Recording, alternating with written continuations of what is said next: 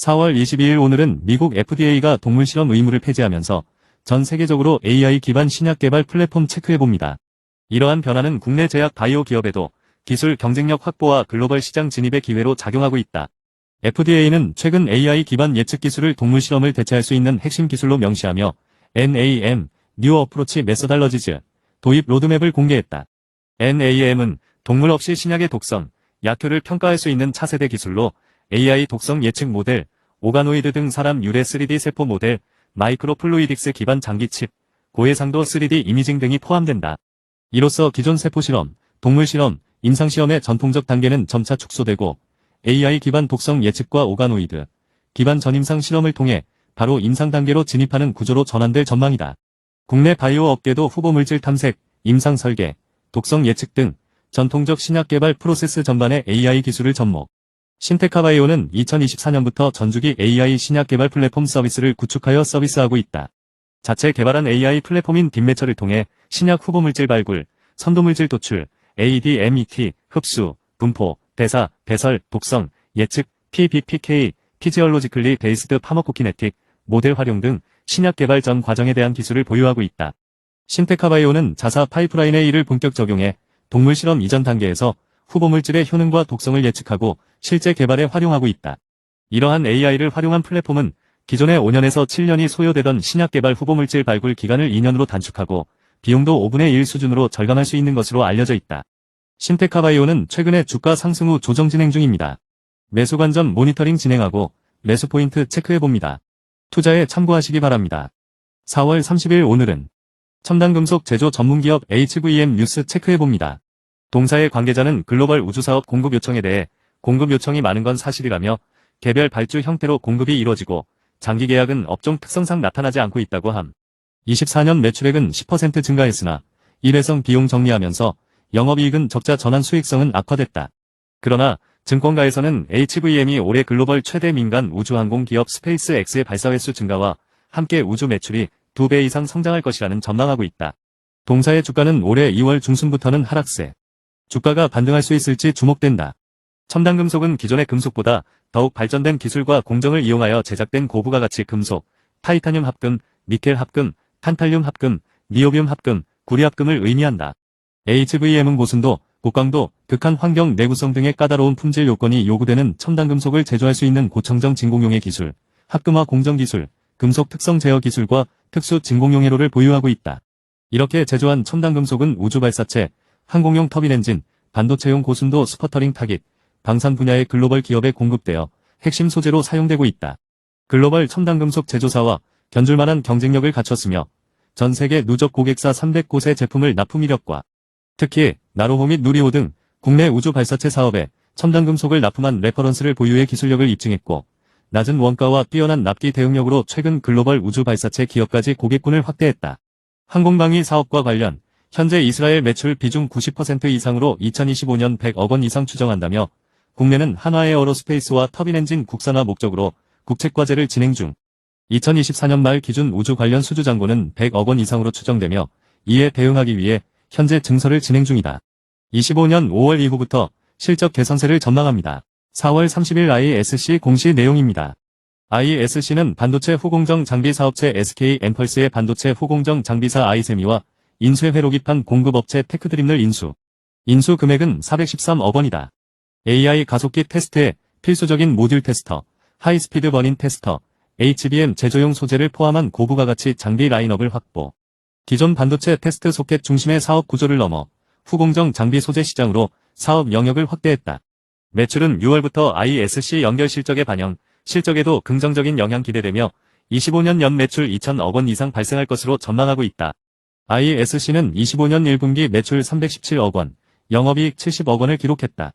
전년 동기 대비 각각 10%, 18% 떨어졌다. 일반적으로 1분기가 비수기임을 고려하면 향후 실적은 긍정적으로 전망되며 ISC는 글로벌 주문형, 반도체 고객사 신규 확보를 통해 중장기 성장 동력을 마련, 하반기로 갈수록 매출과 수익성 모두 점진적으로 회복세를 보일 것으로 전망했다. 5월 2일 오늘은 색조 화장품 기업 아이패밀리 SC 스터디 진행합니다. NH투자증권은 30일 아이패밀리 SC에 대해 색조도 고마진 창출라며 신규 리포트를 발행. 올해 1분기 매출과 영업이익이 전년 대비 모두 감소하지만 시장 기대치에는 부합하는 실적을 기록할 것으로 전망.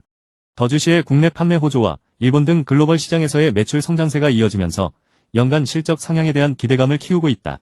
다만 B2B 기반 유통 구조와 글로벌 시장에서의 실적 변동성은 주가의 부담 요인으로 작용할 가능성이 있다. 1분기는 전년 일본 오프라인 채널 대량 납품으로 기저 부담 존재. 다만 중국은 분기 매출 흐름이 꾸준히 성장하고 미국은 하반기 온 오프라인 채널 본격 다변화 계획. 서구권 성장 초입으로 밸류에이션 메리트 상존 리포트. 해외 매출도 터키 그레티스, 미국 미너조, 이탈리아 오브즈, 스페인 드루니 등 다수의 오프라인 채널에서 신규 입점이 이뤄지면서 합산 매출액이 전년 동기 대비 26% 증가. 또 중국은 월 20억 원 이상, 중동은 10억 원 이상 수준으로 월 매출 추이가 상향되고 있다. 한화투자증권은 지난해에 이어 2년 연속 매출 2천억 원을 돌파하며 최대 실적을 경신할 것으로 전망. 분기별 이익 변동치 고려, 시장 컨센서스 목표 주가를 34,000원 선으로 추정하고 있습니다. 5월 2일 오늘은 한국항공우주 업계 최초 밸류업 공시와 실적 전망 체크해봅니다. 한국항공우주가 국내 방산업계 최초로 기업가치 재고 계획을 발표. 한국항공우주는 2025년, 2027년 3개년 중기 배당 정책을 최소 배당 성향 25%로 설정하고 2027년까지 연평균 매출 성장률 20% 이상을 달성하겠다는 목표다. 30일 밸류업 계획 공시를 통해 매출액 연평균 성장률 제시, 중기 배당 정책 수립, 지배구조 핵심 지표 개선 등 구체적인 실행 방안을 제시했다. 실적을 살펴보면 하반기부터 실적 개선이 가시화될 것으로 예상. 한국항공우주는 1분기 매출은 6,993억 원, 영업이익은 468억 원으로 전년 동기 대비 각각 5.5%, 2.5% 감소. 다만 올 1분기 수준은 총 2,390억 원으로 전년 동기 대비 11.6% 많은 수준이다. 1분기 말 수주잔고는 24조 2,569억 원이다. 통상 1분기는 계절적 비수기이며 완제기 인도 일정이 하반기부터 발생 예정이다. 증권가에서는 2025년 완제기 수출 전망도 기존 필리핀 FA50, 중동 수리온, 인도네시아 KT1 전망 지속 유지하고 있으며 내용을 살펴보면 폴란드, 말레이 FA50 사업은 계획대로 개발이 정상 진행 중이며 매출 인식 비중은 하반기로 갈수록 확대될 전망. 이라크 기지재건 사업은 진행률이 99.8%로 파악돼 가까운 시일 내 마무리될 것으로 분석했다. 매출은 KF21과 LAH 양산 본격화 및 완제기 수출 증가 등으로 2026년 매출과 이익 성장폭이 확대될 것으로 전망했다. 5일 3일 오늘은 2014년에 설립한 로봇 자동화 솔루션 기업 시메스 스터디 진행합니다. 지능형 로봇에는 인식, 분석, 작동 3가지 기술이 필요. 인식은 현재 상황을 카메라나 센서 등을 통해 파악하는 단계로 시메스는 3D 비전 기술을 보유 중이며 파악한 현 상황을 분석하는 AI 알고리즘도 구축했다. 마지막으로 판단에 따라 정확하고 지체 없이 작동해야 하는 로보틱스 기술이 중요하다.